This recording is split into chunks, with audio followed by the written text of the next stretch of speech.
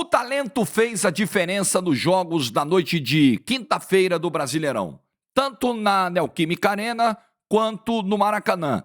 E fez a diferença para duas equipes muito ameaçadas de rebaixamento. Falaremos disso e da chegada desse novo integrante ao Z4, que pediu, implorou, pelo amor de Deus, eu quero ir para lá. E foi, merecidamente.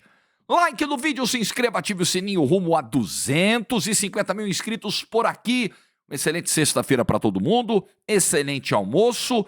QR Code da Aposta Ganha na tela com as cotações do fim de semana. Aliás, hoje tem o jogo do líder, né? Hoje tem o Botafogo no Maracanã contra o Criciúma. Confere as cotações lá com responsabilidade. Você que tem mais de 18 anos, vem pra AG, QR Code na tela.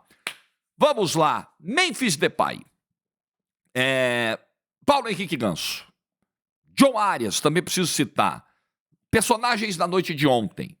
Quero começar falando do jogo da Neoquímica, que eu só pude ver quando cheguei em casa, porque narrei o Fla-Flu ontem, então não consegui ver o jogo ao vivo, e fui acompanhando ali depois. Primeiro tempo do jogo, primeiro assim, uma grande vitória do Corinthians, uma grande vitória. Num confronto direto, num confronto difícil, onde alguns fantasmas novamente rondaram a Neoquímica Arena, porque você abre 2-0, toma um empate ainda no primeiro tempo, com o risco de tomar virada ainda no primeiro tempo, mas o talento resolveu ontem. O talento, a mudança do Ramon Dias, a boa fase do Yuri Alberto, mas me pega muito uma sequência de lances do Memphis Depay do segundo tempo, que eu acho que muda totalmente o clima da arena, e a vitória do Corinthians eu acho que passa muito por aí. Mas falando do que foi o primeiro tempo, rapidamente, de novo, é um começo muito forte do Corinthians, com 2 gols rápidos, com pressão, com saída de bola intensa, com marcação mais alta. Só que, a partir do 2-0, o Corinthians começa a cometer alguns erros de saída de bola, vai dando campo ao Atlético, toma o primeiro gol, o gol do Nicão, toma o segundo numa jogada de muito boa troca de passes do ataque atleticano. O Atlético que já tinha perdido o Canóbio para a entrada do Julimar, o Canóbio que vem sendo um dos poucos a se salvar nessa sequência tenebrosa de atuações do Furacão. E aí, o Corinthians tenta corrigir um pouco a saída de bola no segundo tempo, quando o Ramon Dias faz a mudança, Bidon para Romero, e aí ele tem Martínez como volante por um lado, ele tem Carrilho como volante por um outro, o Garro pelo centro armando e os três. Yuri Alberto de um lado, Romero do outro e o Memphis no comando do ataque. E o Corinthians melhora essa saída de bola. E isso é fundamental, porque os erros de saída de bola do Corinthians do primeiro tempo, além de minarem o bom início de jogo, eles foram dando ao Atlético confiança e campo. O Atlético olhou e falou, opa, a saída de bola dos caras está ruim, vamos avançar um pouquinho que dá. E deu. E o Atlético fez 2 gols no primeiro tempo, como eu disse, teve a chance até para fazer o terceiro. Então tem a melhora na saída de bola do Corinthians, a correção da estratégia do desenho do Losango para o 4-2-3-1 no segundo tempo. E tem a participação do Memphis Depay numa sequência de lances em que a gente precisa levar sempre em consideração que o futebol também é, além de um jogo tático, além de um jogo físico, um jogo mental. Então o segundo tempo ainda estava com o Corinthians começando a entender o novo desenho em campo. O Atlético foi para o intervalo com a confiança lá em cima.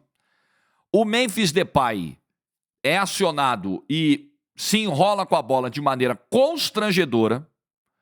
Aí eu acho que sobe um negócio nele tipo assim, porra, não posso fazer um negócio desse. Ele sai, como diriam os antigos, em desabalada carreira. Ele sai varado para o campo de defesa para dar o bote, para pegar a bola de volta. Aí já dá aquela animada. Vai voltando para o ataque, o Corinthians fica com a posse, vem uma bola longa, ele já parece até meio se recuperando ainda, né? Pegando ainda o fôlego do lance anterior, vai lá, toma a falta do Beleze, bate, faz um golaço, aí é outra história, é outra Neoquímica Arena, é outro papo, é outro clima, é outro ambiente. Depois ele dá uma caneta do Thiago Heleno. Sim, é uma pequena sequência, mas de uma importância muito grande pro resultado, porque ele fez o Corinthians voltar à dianteira do placar com um gol de falta. Que luxo, né? Você vai para uma batida de falta, você tem Garro e Memphis Depay. Puta, que coisa maravilhosa, né? Como é bom ter bom jogador, né? E esse resultado, essa sequência de lances, de movimentos do Depay, ela muda o astral do estádio. O estádio vem abaixo de novo, e a gente sabe como a torcida do Corinthians é uma torcida que vai abaixo, responde. Quando o time dá sinais em campo, é uma torcida que responde de maneira muito imediata. E aí o Atlético não aguenta, e aí é questão de tempo, e aí sai gol do Yuri Alberto. Aliás, são 21 gols do Yuri Alberto no ano. E está aqui um cara muito crítico ao Yuri Alberto nessa passagem pelo Corinthians. Mas é importante dizer, é a melhor temporada dele em números e é o melhor momento mesmo do Yuri Alberto com a camisa do Corinthians. O Yuri Alberto teve uma pequena melhora no início do ano na chegada do Antônio Oliveira, mas ela não se sustentou e agora de vez a gente vê um crescimento do atacante do Corinthians, que tem qualidade. Eu nunca discuti a qualidade do Yuri Alberto, vi o Yuri Alberto desde muito novo. Agora, parecia haver ali uma questão muito de confiança do Yuri Alberto. Eu acho que além de questão de encaixe, você entender que o Yuri Alberto talvez não seja necessariamente esse 9, esse centroavante, esse cara que renda tanto enfiado dentro da área, mas eu acho que além disso tinha ali uma questão de cabeça, né? Não sei como é que é esse trabalho no dia a dia com o Yuri Alberto, mas alguns jogadores talvez precisem de um trabalho mais próximo, mais profundo nessa área, nesse campo, que é muito importante. Então, ver o Yuri Alberto retomando essa confiança, eu vi muita gente zoando até, falando, você vê como é que são as coisas, né? Como é que o futebol muda. O Yuri Alberto chegar depois do jogo e dizer, não, o Memphis estava precisando muito desse gol, né? Você vê que irônico, mas porque hoje o Yuri Alberto se sente confiante para tirar um pouco esse peso dele. Esse peso saiu, porque é um momento positivo, é uma contribuição. E além dos 21 gols, são 6 assistências. Então nós estamos falando de um jogador que caminha para terminar a temporada com 30 participações em gol. E repetindo, é a melhor temporada dele. Fui pegar os números de temporadas anteriores, a melhor temporada em gols, a temporada mais artilheira do Yuri Alberto até agora, tinha sido a de 2021, quando ele fez 19 gols no Internacional e deu 4 assistências. Tem a temporada passada onde ele faz 15 no Corinthians, e essa é, com sobras, a melhor temporada da vida. Outra coisa que precisamos lembrar, Yuri Alberto tem 23 anos. É mais um daqueles casos, né? O jogador tem 23, o Igor Jesus, que acabou de ser convocado aí para a seleção, tá fazendo gol na seleção, tem a mesma idade. E às vezes a gente fica, né? Caramba, 23, será que já foi? Será que já passou? Estamos vendo o Igor Jesus desabrochar agora no futebol brasileiro. Talvez estejamos vendo esse mesmo processo com o Yuri Alberto. Eu não estou dizendo que ele vai para a seleção, não. Mas estou dizendo que é um cara com 23, que muitas vezes a gente condena, a gente já decreta o fim. Gente, apenas 23. Ainda tem muito a evoluir, muito a mostrar o Yuri Alberto. Porém, o nível que ele vinha mostrando anteriormente no Corinthians era incompatível, não só com todo o esforço que o clube fez para contratá-lo, mas incompatível com a qualidade que ele tem e com os desafios que o Corinthians sempre teve. Então, é uma vitória redentora mesmo, mantém o Corinthians fora da zona, agora tira, né?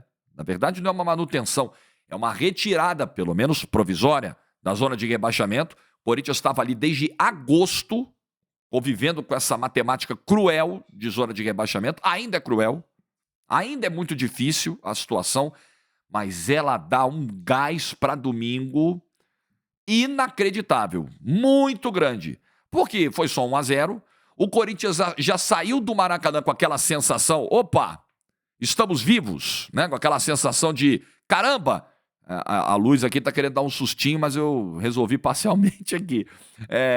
Corinthians sai do Maracanã com aquela sensação de, caramba, podia ter sido muito pior, sobrevivemos, vamos vivo para Itaquera. E com a confiança de enfiar 5 num confronto direto. Um resultado que tem reflexos incontestáveis para domingo na Copa do Brasil. E o Atlético Paranaense, hoje você pode afirmar com tranquilidade que é uma das 4 piores equipes do futebol brasileiro. Se não a pior nesse momento, tá? No recorte do momento, o Atlético não ganha um jogo no Campeonato Brasileiro desde julho. Isso é um escândalo. No ano do seu centenário. A última vitória foi em julho do Campeonato Brasileiro. Aí, no meio disso, caiu na Copa do Brasil, caiu na Sul-Americana. É um fiasco, são 5 técnicos no ano, erros e mais erros da diretoria. E esse, às vezes, é o problema de uma diretoria que fica tanto tempo no cargo, que acerta, mas acha que vai acertar sempre. Esse, para mim, é o maior perigo do continuismo. Ah, Jorge, o cara é bom, o cara pode ficar 10, 20 anos. Não pode. Não pode, porque muitas vezes você perde ali o referencial, muitas vezes você perde a noção, né, do erro, do acerto, é muito tapinha nas costas, não, a gente é bom, a gente é maravilhoso, você começa a ser possuído por uma soberba, por uma arrogância que é perigosa, começa a não enxergar erros, começa a não ouvir ninguém. Caramba, peraí, pô, eu sou bom pra caramba, né? Eu sou campeão do Sul-Americano, eu sou campeão de Copa do Brasil, peraí. E aí o Atlético chega no ano que chegou. Aliás, o 2023 já terminou mal, com a não ida para a Libertadores, já terminou estranho, e esse 2024 é de um Atlético implorando para ser rebaixado. E se acontecer, o Atlético ainda tem jogos a menos, mas se acontecer, pelo futebol que está jogando, será merecidíssimo. Uma vitória apenas no retorno. E o campeonato já caminhando para sua reta final. E o futebol paupérrimo. Fiz o jogo contra o Flamengo, narrei o jogo, acompanhei o jogo contra o Botafogo, acompanhei ontem, quando cheguei em casa, esse jogo contra o Corinthians, e o Atlético tem um brilhareco no primeiro tempo que não se sustenta. É uma lástima o futebol atual do Clube Atlético Paranaense. É futebol de rebaixado. Se vai evitar o rebaixamento, traz um técnico, todo respeito, são 5 técnicos no ano, traz um técnico agora que tem uma vitória na carreira. No momento mais delicado da temporada, o Atlético traz um treinador que não está pronto. Não está pronto para o desafio. Olha, está com tudo para cair.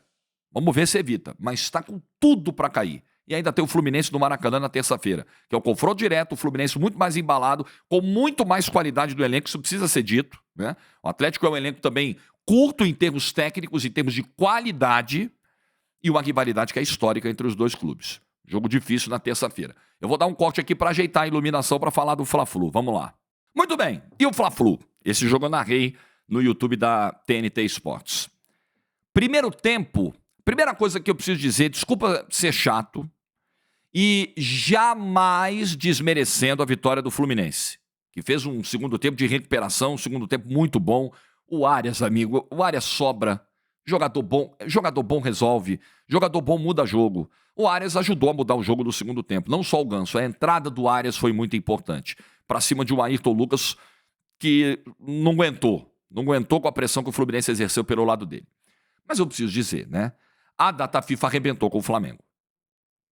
Não é querer passar um pano para a derrota, desmerecer o que o Fluminense fez. Galera, desculpa, assim, fato é fato. A data FIFA arrebentou o Flamengo.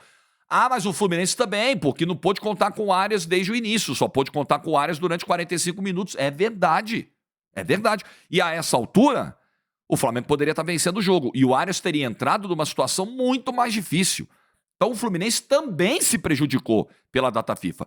Mas em termos quantitativos, gente, o Flamengo tinha 3 na seleção do Uruguai, tinha o Plata do Equador, tinha os caras do Brasil.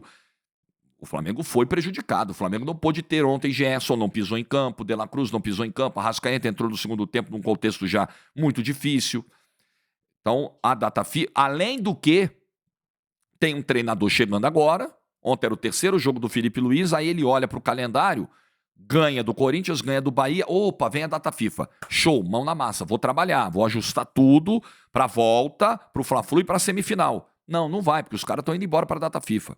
Então é o nosso jeito de respeitar a data FIFA. Ah, tudo bem, mas aí os caras vão voltar na terça, descansam na quarta, ele vai ter quinta, sexta para treinar, porque os jogos só voltam no fim de semana. Não, já voltou na quinta com o Fla-Flu.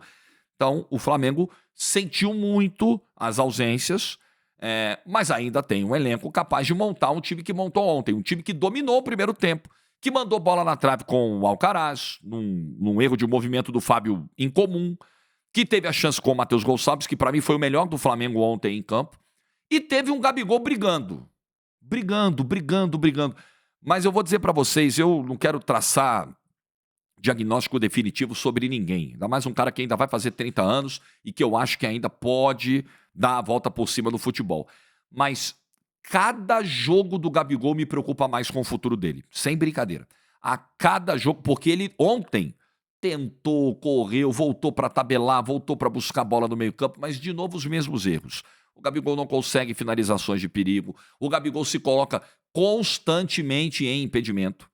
Tem um lance ontem, cara, que o Flamengo tem a bola dominada, eu não lembro quem era que estava ali esperando para dar o passe para o Gabigol, e o Gabigol vai se afundando, dando uns 3 passos para trás para ficar em impedimento, assim. Ele mata o lance, eu tenho batido nessa tecla aqui há tempos. A falta do timing, da explosão do Gabigol, ele não consegue. Não dá para dizer que ontem ele não tentou. Eu acho que se a gente pegar os últimos jogos do Gabigol, as últimas oportunidades que ele teve, foi aonde ele foi mais participativo. Mas ele não consegue. Ele não consegue, e assim, é desesperador ver o cara que jogou, jogar o que joga hoje. Desesperador.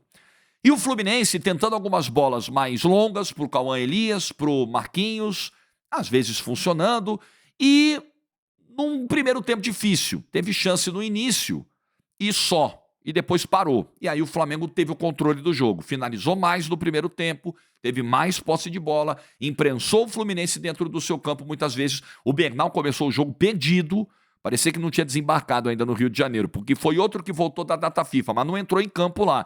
Voltou completamente aéreo. Fluminense cometendo muitos erros básicos no início do jogo, até de domínio de bola. Diogo Barbosa deixando a bola passar embaixo do pé, Samuel Xavier errando do outro lado. Alguns jogadores tecnicamente mal no início. E apesar disso, o Fluminense foi resistindo à pressão do Flamengo e teve um pênalti nos acréscimos, do Léo Pereira em cima do Marquinhos. O Klaus não marcou no campo, o Rafael Trace era o VAR, chamou e o Klaus apontou o pênalti. O que eu penso do lance? Eu não daria o pênalti.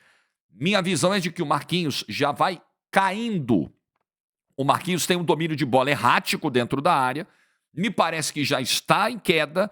E aí tem um toque do Léo Pereira. Eu não marcaria o pênalti, o Klaus no campo não marcou, mas é um pênalti que no Brasil se marca. O VAR chama, tem que marcar. Então, se marca. Marcou, o Ganso bateu. Para mim, cobrança displicente do Ganso. Situação que o Fluminense está, irmão. Perdeu 3 dos últimos 4 jogos, é Fla-Flu, é clássico. O Corinthians começou ganhando em Itaquera, a informação chegava de alguma maneira, naquele momento acho que já estava até empate, mas o Fluminense sabendo que o bicho estava pegando. Tá a porrada do gol, irmão. Bate o pênalti, feijão com arroz. E o Ganso foi dando aquela caminhadinha pra bola, aquela saltitada, uma batida que é relativamente fraca, deu tempo suficiente pro Rossi chegar. Porque tem batida que o goleiro acerta o canto, mas ela é com potência, ela é tão do canto, não dá, não tem como. A do Ganso tinha tempo do Rossi tomar um café, chegar, pegar a bola, comer um pãozinho e seguir. Bateu mal o Ganso pra mim, e o Rossi tem o mérito de acertar o canto e pegar. E aí eu fiquei pensando, cara, que loucura, né? Assim, cara, a única chance real de abrir o placar no primeiro tempo, o Fluminense tem, o Ganso desperdiça, o Ganso joga fora, isso arrebenta com o time, quem não faz leva, clássico é muito cruel, e o Ganso faz o que faz no segundo tempo. O Ganso tira o coelho da cartola que tira no segundo tempo, tira 2. Primeiro, vem uma bola do Manuel, que partida do Manuel, hein? Nossa, como jogou o Manuel. Cortou todas, não passou uma pelo Manuel. Jogou por ele. O Thiago Santos não fez um jogo ruim, mas o Manuel, brincadeiro que defendeu ontem. Partidaça-aça. E aí o Manuel manda uma bola pro meio do campo, pelo alto.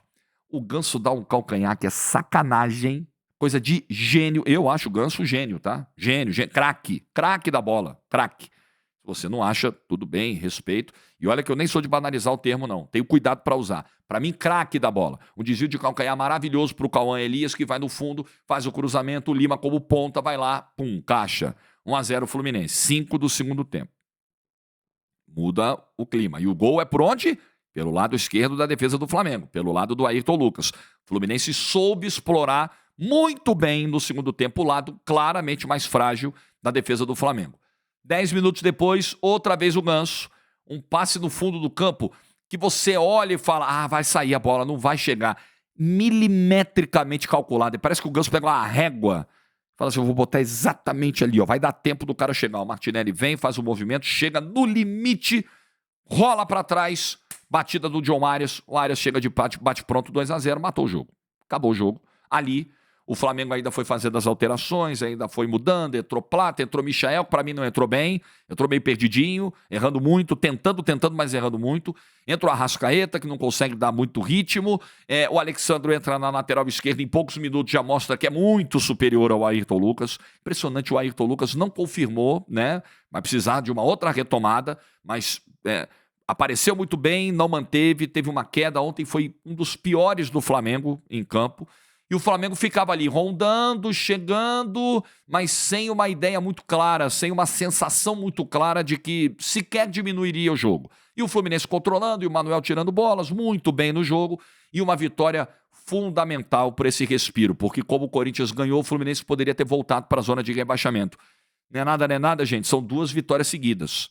Fla-Flu, que sempre dá moral, é o teu maior rival, e o Cruzeiro do Fernando Diniz. São 2 vitórias grandes do Fluminense, grandes. Para um time que perdeu 3 seguidas, perdeu o clássico com o Botafogo no último minuto, jogos assim dramáticos, e estava entrando, pisando nessa areia movediça de novo. Respira, mas precisa manter. Jogo contra o Atlético Paranaense é outra final de Copa do Mundo. Depois jogo com Vitória fora é outra final de Copa do Mundo na vida do Fluminense. E para o Flamengo, acho que o que precisa ser entendido é, ok, perder o clássico é péssimo, ficar a 9 pontos do líder, faltando tão pouco, praticamente tira as chances de título, mesmo o Flamengo ainda tendo um jogo para pagar contra o Internacional, mas é uma derrota dura nesse sentido, e é focar na Copa do Brasil, onde o time tem vantagem e terá os caras, e aí é tentar relativizar um pouquinho, não é passar um pano para a derrota, mas é falar, caramba, perdemos o Fla-Flu, mas não estávamos completos. E vamos ter a possibilidade de ter os caras recuperados para domingo. E quem tem a vantagem é o Flamengo. Por mais que o Corinthians venha animado pelo 5-2 e joga em casa, quem tem a vantagem embaixo do braço é o Flamengo nesse momento. Quem joga por 2 resultados domingo em Itaquera é o Flamengo. É tentar que um jogo não contamine o outro. Às vezes é muito difícil.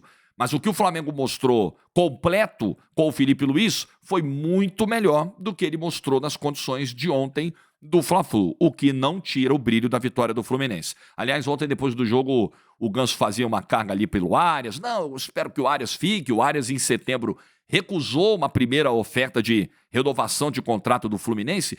Mas eu acho que, assim, as partes estão conduzindo de maneira madura isso aí, tá? Veio a proposta, o Arias, num primeiro momento, não topou. Pode ser que no futuro ele tope. Enquanto isso, ele vai cumprindo o contrato dele, que é até 26. Vai cumprindo, vai jogando e vai fazendo a diferença. O nível do futebol brasileiro poderia ser melhor? Eu acho que poderia. Os técnicos brasileiros poderiam trazer muito mais ao nosso campeonato no aspecto tático? Isso é inegável, inegável. Ao futebol brasileiro e à seleção brasileira também. Mas nós temos bons jogadores por aqui. O produto não é ruim. Uma noite em que Memphis Depay faz o que faz. Uma noite em que Arias e Ganso fazem o que fizeram. É uma noite pra gente olhar e falar, pô, dá pra tratar um pouquinho melhor esse produto, porque cara bom nós temos aqui, craque nós temos aqui, não só no Fluminense, não só no Corinthians. É o que salva o campeonato da CBF, que a CBF administra tão mal, organiza tão mal, mas em campo a gente tem coisa boa pra assistir. O que você pensa dos jogos de ontem? Deixa a tua opinião, like no vídeo se você ficou até o final. Excelente fim de semana pra todo mundo. Você que tá em São Paulo, cuidado com o temporal aí que estão prometendo pra hoje.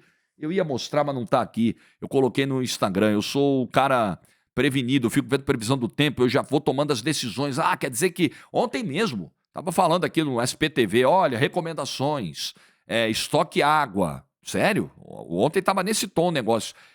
Carregue os seus aparelhos. Eu já fiz um plano aqui de deixar tudo carregado do 100%. No MacBook, iPad, celular, vai carregar tudo. Eu tenho um rádio AM, FM de bateria. Já vamos deixar carregando agora de manhã. Ah, compre lanternas. Eu olhei pra Paola e falei, nós não temos, né? Compramos uma lanterna. Eu ia mostrar agora pra vocês, mas está no quarto. Eu tô gravando o vídeo muito cedo. Paola tá dormindo ainda, não vou acordá-la por isso. Então, cuidado com o temporal que tá previsto pra noite de hoje aqui em São Paulo. Hoje, amanhã. Se abrigue, se proteja. Tomara que não seja no nível que foi na sexta-feira passada. Juízo e tchau, até amanhã.